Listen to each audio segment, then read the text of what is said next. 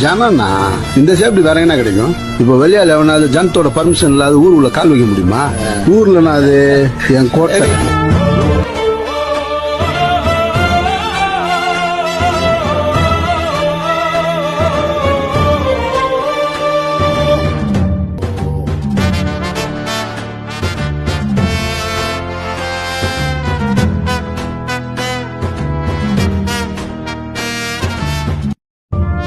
ஜனனா இந்த சேஃப்டி வேற என்ன கிடைக்கும்? இப்ப வெளியால எவனாவது ஜனத்தோட பர்மிஷன் இல்லாத ஊருக்குள்ள கால் வைக்க முடியுமா?